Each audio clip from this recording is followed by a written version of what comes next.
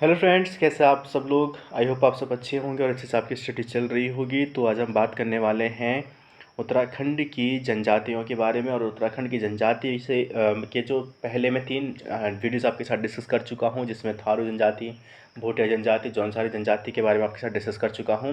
आज हम बात करने वाले हैं बोक्सा जनजाति के बारे में। बोक्सा जनजाति जो होती है वो उत्तराखंड की, जो अगर हम बात करें जनसंख्या के हिसाब से, तो चौथे नंबर पर आती है। जो कि 5 जो प्रमुख जनजाति समूह जो हैं उत्तराखंड में पाए जाते हैं, उसमें अगर हम आबादी की दृष्टि से देखें तो 5वें नंबर पर आती है। और सर्वाधिक जो जनसंख्या जो है ये ऊधम सिंह नगर ज़िले में ये निवास करती है। तो इसके बारे में और भी फैक्ट्स देखते हैं, क्या क्या इनकी विशेषताएं हैं और इनकी सामाजिक व्यवस्था किस प्रकार से होती है। तो ये सारी चीज़ें हम आगे देखेंगे। तो चलिए स्टार्ट करते हैं आज का वीडियो और देखते हैं बोक्सा जनजाति के बारे में। तो जो बोक्सा जनजाति होती है ये ऊधम सिंह नगर व नैनीताल जो क्षेत्र जो है उसमें निवास करती हैं, और जिसको बोक्सा बाहुल क्षेत्र कहा जाता है, या बुक्साड़ जो होता है, जो कि आईने अकबरी जो होती है, अबुल फजल की जो आईने अकबरी है उसमें इसको बुक्साड़ कहा गया है। ऊधम सिंह नगर ज़िले में बाजीपुर हो गया, काशीपुर हो गया, रामनगर हो गया, नैनीताल हो गया। तो इन सभी क्षेत्रों में जो होती है ये जो जनसंख्या होती निवास करती है इनकी। और जो ऊधम सिंह नगर है, वहाँ पे हमने पहले भी देखा है कि 90% जनजाति जो होती है वो ऊधम सिंह नगर में निवास करती है। ठीक है, बहुत अधिक, सबसे ज़्यादा सर्वाधिक जनसंख्या मतलब वो आपकी ऊधम सिंह नगर ज़िले में है, जिसमें से आपकी थारू हो गया और जो बुक्सा हो गया, राजी जनजाति होगी, उस क्षेत्र में निवास करती हैं।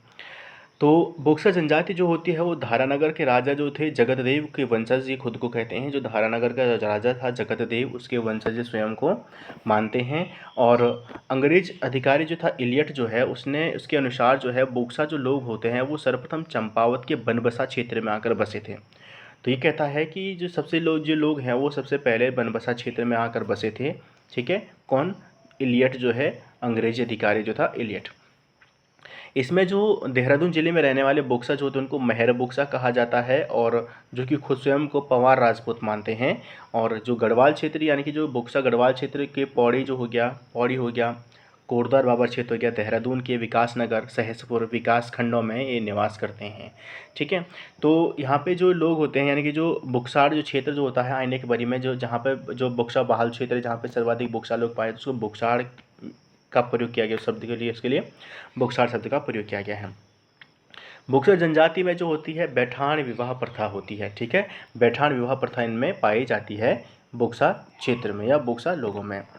अगला हम यहाँ पे देखते हैं कि इनकी विशेषताएं जो है, विशेषताएं यानी कि इनका जो समाज होता है वो पितृसत्तात्मक होता है।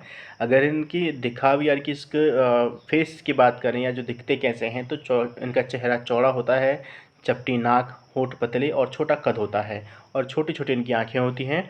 और इनकी विशेषताओं में जो होता है कि अनेक, यानी कि जो लोग होते हैं 5 गोत्रों में विभाजित होते हैं, जैसे यदुवंशी, पंवार, राजवंशी या पतराजा और तनवार। ठीक है, इनमें भाषाएं जो होती है भांवरी हो या रजभैंसी, कुमैया आदि भाषा में बोली जाती है। और इनमें पुत्रियों को भी संपत्ति का अधिकारी माना जाता है, यानी कि पिता की जो पैतृक संपत्ति जो होती है उस पर पुत्रियों का भी पूरा अधिकार माना जाता है। इनमें एक विवाह और बहुविवाह दोनों प्रकार की प्रथाओं का इनमें प्रचलित पाया जाता है, और ये लोग अधिकांश रूप से क्या होता है कि जॉइंट फैमिली के रूप में रहते हैं, संयुक्त परिवार यानी कि विस्तृत परिवार में ये पाए जाते हैं। हिंदू धर्म को ये मानते हैं, और इसी में सबसे जैसे महादेवी हो गया, काली, दुर्गा, लक्ष्मी, राम कृष्ण हो गए, चामुंडा देवी जो इनकी सबसे बड़ी देवी है, साकरिया देवता जो कि बुक्साड़ के बुक्सा देवता माने जाते हैं, साकरिया देवता, ग्राम के देवता इनको बोला जाता है, और ग्राम खेड़ी देवी की भी ये पूजा करते हैं। इनमें हुलका व ज्वाल्पा देवी की भी जो होती है पूजा की जाती है। और जो बुक्सा जनजाति जो होती है जादू टोना इनमें पाया जाता है, और जादू टोना या तंत्र मंत्र में इनमें अत्यधिक इनमें प्रचलन पाया जाता है, जिनको ये भरारे या तांत्रिक ये बोलते हैं। ठीक है, भरारे या तांत्रिक बोलते हैं। चैती बुक्सा जो होते हैं वो जनजाति का प्रमुख त्यौहार है। चैती एक त्यौहार मनाया जाता है चैत के महीने में जो आता है, चैती जो बोलते हैं इसको ये, तो इनका एक प्रमुख त्यौहार है चैती। ठीक है, और इनके जो और भी प्रमुख त्यौहार जैसे कि होंगड़ हो गया, गोटरी हो गया, ढलिया हो गया, मोरो हो गया, तो ये सभी जो है बोक्सा जनजाति के प्रमुख त्यौहार माने जाते हैं। इनमें राजनीतिक व्यवस्था की अगर हम बात करें, राजनीतिक व्यवस्था इनकी, तो इनकी राजनीतिक व्यवस्था के रूप में इनमें न्याय यानी कि जो न्याय और कानून व्यवस्था के लिए इनमें एक होती है बिरादरी पंचायत। ठीक है, तो न्याय और कानून व्यवस्था लागू करने के लिए या बनाने के लिए इनमें एक होती है बिरादरी पंचायत होती है, जिसमें 5 सदस्य होते हैं। कुल मिलाकर इनमें कहते हैं 5 सदस्य होते हैं।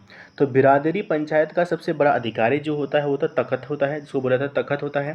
साथ ही इनमें एक मुंसिफ होता है, एक दरोगा होता है और 2 सिपाही होते हैं। तो 5 ही लोग यहाँ पे पाए जाते हैं कि 2 सिपाही, एक दरोगा, एक मुंसिफ और एक तखत, जो उसका मुखिया होता है, सबसे बड़ा अधिकारी होता है।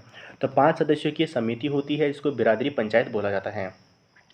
ठीक है, और बिरादरी पंचायत के सभी सदस्य जो होते हैं वंशानुगत होते हैं, यानी कि वंश से ही ये क्या होते हैं, ये माना जाते हैं या वंशानुगत ही बनते हैं। इन्हीं में अगर हम बात करें जो वर्तमान जो इनकी जो पंचायती जो होती है, इनकी जो पंचायत होती है, तो कुमाऊं में बुक्सा परिषद कहा जाता है। तो कुमाऊं में इनकी बिरादरी पंचायत को प्रेजेंट टाइम पर क्या होता है, बुक्सा परिषद के नाम से जाना जाता है। ठीक है, तो इसमें कुछ ज़्यादा है नहीं, बुक्सा जनजाति के बारे में थोड़ा सा कुछ है वो आपके साथ डिस्कस किया है।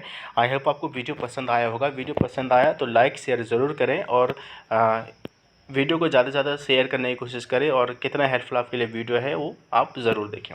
ठीक है, मिलते हैं जल्दी नई वीडियो के साथ, तब तक के लिए जय हिंद, जय भारत।